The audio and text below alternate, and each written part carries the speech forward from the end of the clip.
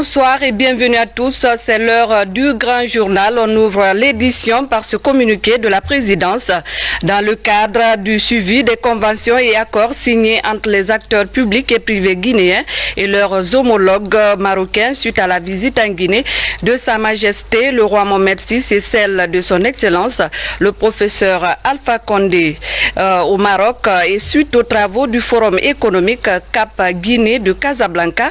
Le bureau de presse de la présidence informe que le président de la République recevra les signataires du secteur privé le lundi 10 novembre 2014 à 11h au palais Séro-Touréa. Conakry, le 6 novembre 2014, signé le directeur du bureau de presse. 2 unités de traitement de semences et des équipements d'une valeur de près d'1 milliard de francs guinéens. C'est une contribution du programme de productivité agricole en Afrique de l'Ouest. Elle va contribuer à alléger les travaux des producteurs sémenciers et rentabiliser les cultures à court terme. Fodé Camara. Ces 2 machines de conditionnement de semences drainent une panoplie d'accessoires, à savoir 2 groupes électrogènes et tout un arsenal pour les différentes phases du traitement de semences. Grâce à cette opération, la trilogie triage, séchage et emballage des sacs de riz du pays connaît une petite révolution. La semence, c'est la clé de voûte de la production. Si vous avez une bonne semence, tous les autres facteurs d'accompagnement feront leur effet. Donc, le fait que le WAP est mis au centre des préoccupations, l'acquisition de ces machines, pour aller servir là où il y a un potentiel de traitement des produits céréaliers. Je crois que c'est vraiment une excellente performance dans la vie du projet. Souvent, quand nous allons dans les autres pays, ils disent « faites comme la Guinée ». Pourquoi vous ne faites pas comme la Guinée? Allez apprendre en Guinée. Donc ici, cet outil performant va permettre au WAP de se positionner en matière d'intégration, en matière d'échange de technologies, en matière de commerce. D'un coût global de 115 000 $, soit plus de 800 millions de francs guinéens, ces unités mobiles de traitement de semences s'apprêtent à arpenter les pistes des grands bassins de production risicole.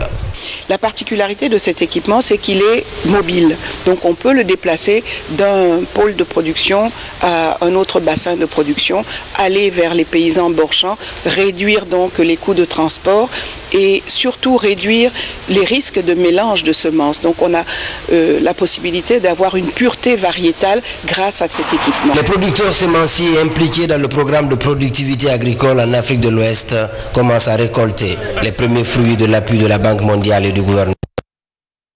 Les revenus des producteurs sémenciers sont revus à la hausse et les conditions de travail des femmes étuveuses s'améliorent de jour en jour dans les zones d'intervention du WAP. Direction Mandiana dans la savane guinéenne, précisément à Laïla Koro, où le groupement Benkadi 2 a réalisé plus de 80 hectares de riz. L'initiative vise à accompagner le gouvernement dans sa lutte pour l'autosuffisance alimentaire.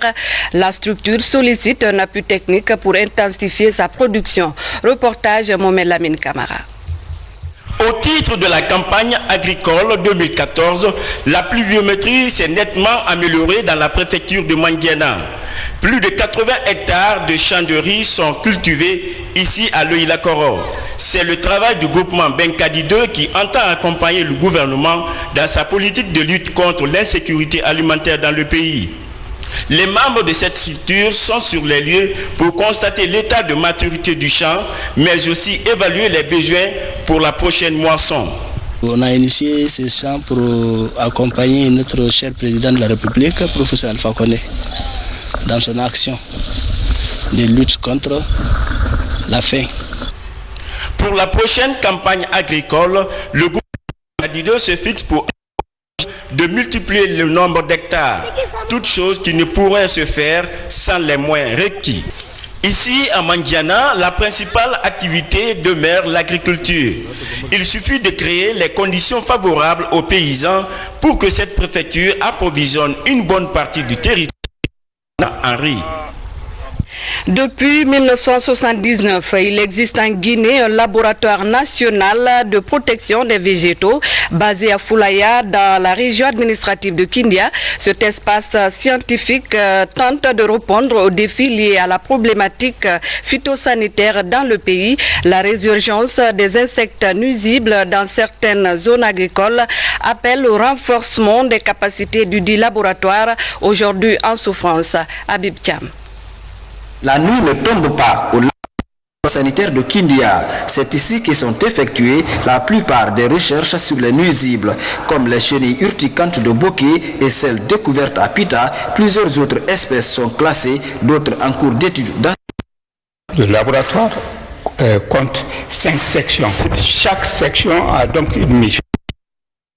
Où nous trouvons, elle s'occupe essentiellement de l'identification des insectes. Souvent, l'apparition brusque d'un insecte qui est nuisible est due au fait qu'on a agi sur la population de ses ennemis naturels. Construit sous la Première République, le laboratoire phytosanitaire de Kindia résiste encore, ce malgré le caractère obsolète de ses installations. Les compétences humaines existent. Il y a eu un manque de moyens pendant longtemps. Et imaginez que la première arme que nous devons avoir, c'est la prospection, le déplacement vers les cultures pour voir ces nuisibles en action. Malheureusement, depuis 1998, ce laboratoire n'avait même plus de moto. Face à la montée des chenilles, la redynamisation de ce service est vue comme un impératif. Il en va de la survie du secteur agricole en voie de renaissance en Guinée. Entrepreneuriat féminin, on en parle dans ce journal avec cette exposition de produits de tout genre à la Maison des Jeunes de Fria, une initiative des groupements de femmes et la direction préfectorale de l'action sociale. Il s'agit de démontrer le sens de leadership de la jeune féminine. Moussa Bangoura et Ousmane Kamara étaient à Fria. Elles sont une centaine de femmes évoluant dans les différentes activités génératrices de revenus dans la cité des Alumines. Réunies en plusieurs groupements, ces femmes leaders sont venues montrer leur talent aux autorités à travers ces expositions.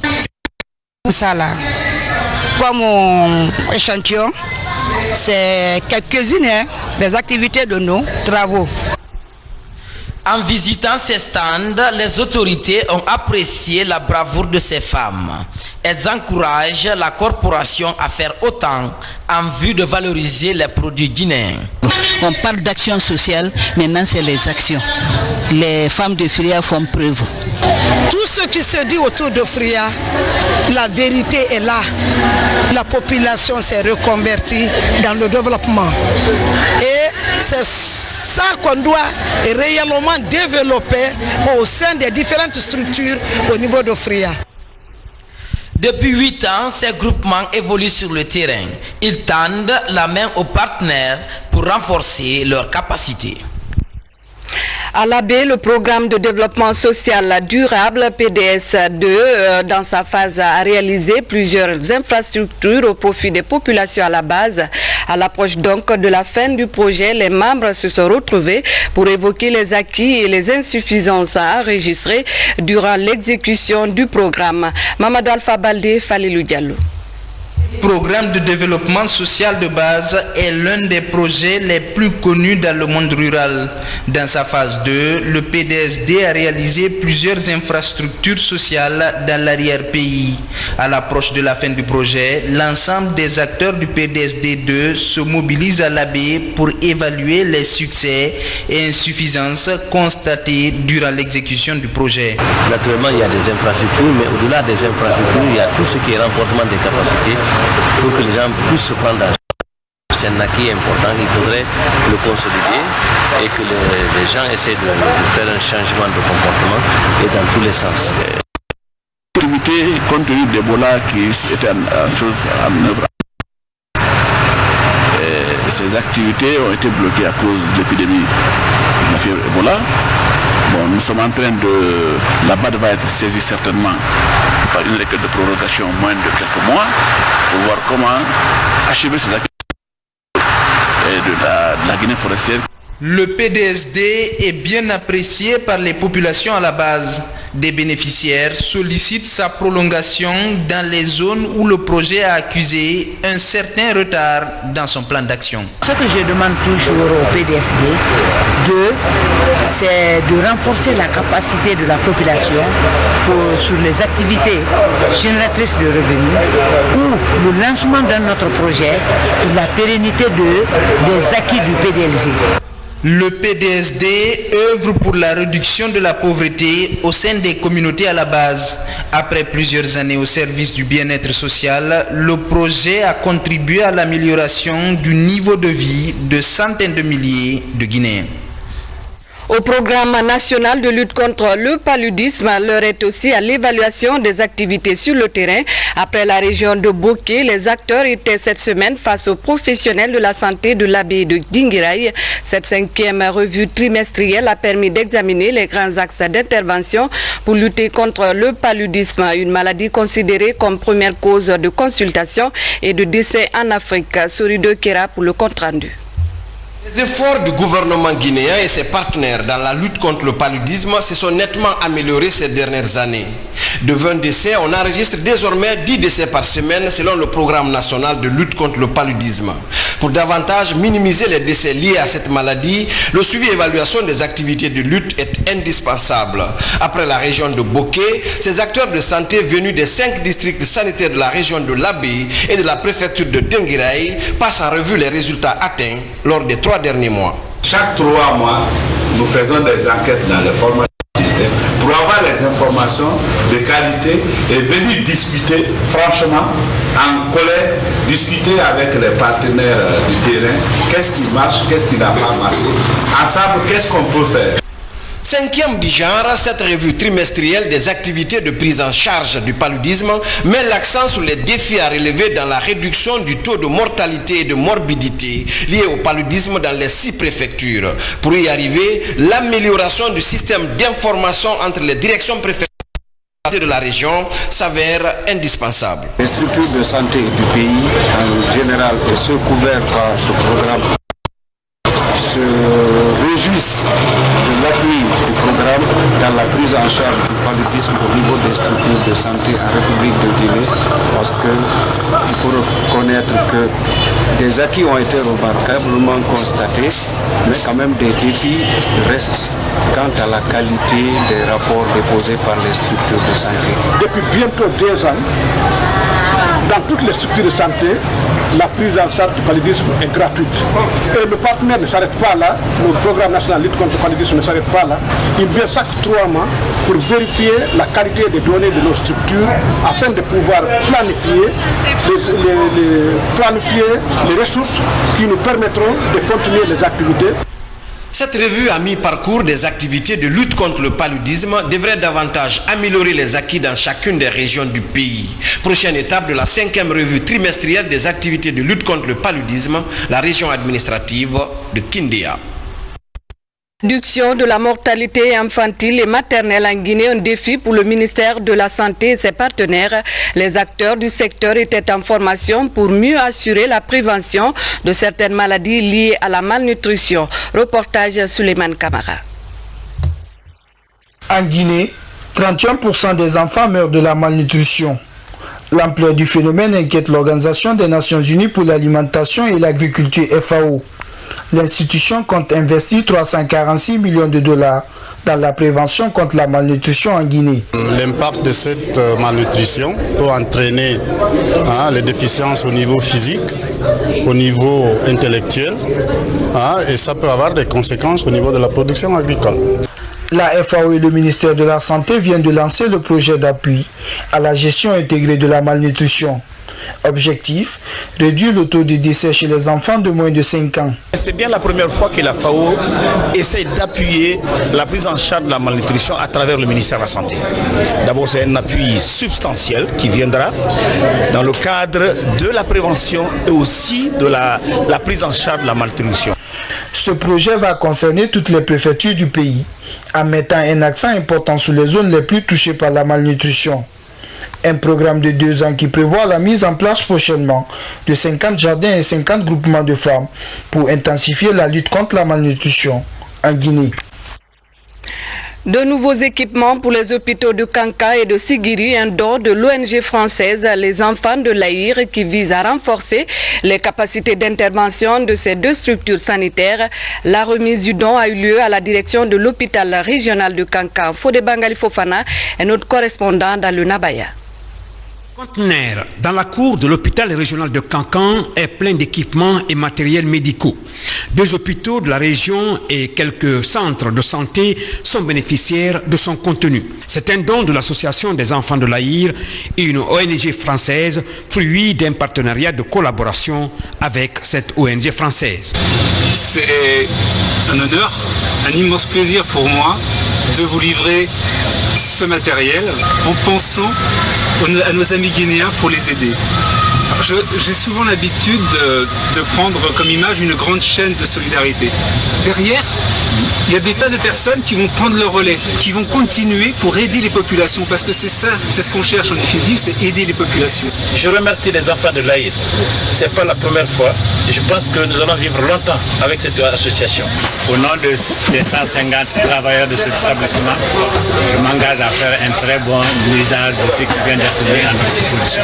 Tout cela a été rendu possible grâce à l'association pour le développement de Banankoroda et Kabada, une antenne de l'ONG Faso Demain qui aide l'hôpital régional à renforcer ses relations de coopération avec cette ONG française, les enfants de l'Aïr. La session du comité régional de riposte à la fièvre hémorragique à virus Ebola s'est tenue récemment à Zérékoré. La rencontre a mobilisé l'ensemble des préfets de la région et les partenaires techniques et financiers sur le terrain. Reportage Mohamed Salupaï. Ce centre d'échange sur le projet de mise en place des comités de veille au niveau des collectivités à la base est un moyen efficace de maîtrise de la maladie en zone forestière. En présence des préfets de la région, des partenaires techniques et financiers, les DMR, COC et la société civile, le directeur régional de la santé et l'ONG chargée de construire le centre de traitement ont rassuré. On continue avec 7 lancers d'associations. D'abord, on va dire que les mouvements épargnés, étant donné que les pays voisins sont à côté aussi, sont des pouvoirs. Il faut attendre 42 jours pour affirmer la fin de l'épidémie. C'est un bon indicateur ici. Pour les représentants de l'UNICEF, la mise en place des comités de veille s'inscrit dans les activités de leur institution. Mais les contextes des préfectures des régions étant différents, vous pouvez avoir des choses à apporter et des réactions à faire qui pourraient permettre d'améliorer ce document davantage. Avec le gouvernement, l'UNICEF et les autres partenaires ont lancé l'idée des comités de veille. Ces comités de veille qui vont être installés dans l'ensemble des communes rurales de tout le pays devraient développer des activités, des paquets d'intervention qui, à terme, devraient être intégrés. Quant au gouverneur de région, il s'est appesanti sur la synergie d'action. Cette initiative qui mérite d'être saluée, encouragée et accompagnée commande pour sa réussite l'implication de tous, car il s'agit d'un processus participatif. Avec toutes ces mesures, l'espoir de bouter définitivement Ebola ne semble plus être loin.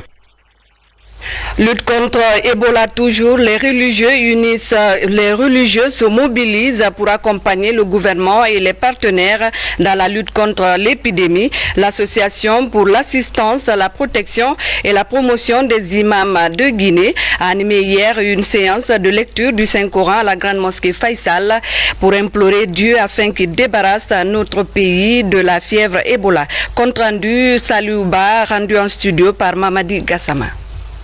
À la grande mosquée Faisal de Conakry, la prière et la lecture du Saint-Coran sont quotidiennes. Mais cette séance a une dimension particulière. Elle est destinée à la lutte contre la fièvre Ebola. Ces religieux venus des différentes communes de Conakry ont lu plusieurs fois la sourate Yassine. Objectif, implorer Dieu pour qu'il éloigne la fièvre Ebola de notre pays. Ce qu'il peut faire pour que cette maudite maladie à virus hémorragique que nous appelons tous par Ebola puisse disparaître une fois pour toutes dans notre pays et dans la sous-région, voire même en Afrique et dans le monde. Initié par l'Association pour l'assistance, la protection et la promotion des imams et prédicateurs de Guinée, l'ONG compte accompagner le gouvernement et les partenaires dans la lutte contre la fièvre Ebola. Nous sommes conscients que bientôt la Guinée s'en sortira avec victoire contre cette maladie Ebola. Mais il faut qu'on se donne la main, il faut que nous écoutons tout ce qu'on nous donne comme conseil. Si les associations maintenant, la SACEN, voudraient faire sa participation par la lecture du Saint-Coran, ça c'est bénéfique pour la Guinée. Ce n'est pas seulement pour Ebola, mais c'est pour aussi que le gouvernement puisse achever ses actions, pour que les contrats signés par le professeur Alpha Condé avec les grandes sociétés étrangères puissent être achevés. Ces religieux entendent bouter la maladie par la prière et la lecture d'un Coran. Le ministère de l'Action sociale, en partenariat avec l'ONU Femmes, compte mettre en place un club des mères en Guinée. Il sera composé d'accoucheuses traditionnelles, sages-femmes et assistantes sociales à la retraite. Déjà à Labé et à Mamou, 30 praticiennes sont formées pour freiner la mortalité maternelle et infantile dans les deux régions. Reportage Falilou Diallo. Les résultats de l'enquête démographique et sociale 2012, 85% de femmes ont consulté un professionnel de santé durant la grossesse, contre 82% en 2005.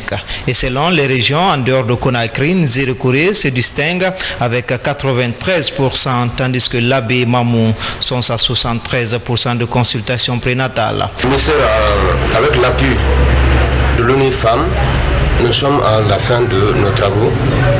Principalement, nous sommes parvenus à la mise en place effective de ce club. Ainsi, un club de mères est mis en place. Un club composé de 9 femmes dans la région de Mamou et 21 pour celle de Labé. Nous avons salué cette rencontre en tant que sage-femme, en tant qu'accoucheuse traditionnelle. Les 30 femmes ainsi choisies dans ce projet suivent les femmes enceintes au niveau de leur communauté, conseillent et orientent les femmes victimes pour leur prise en charge, une action qui vise à réduire la mortalité maternelle et infantile dans les régions de Labé et Mamou.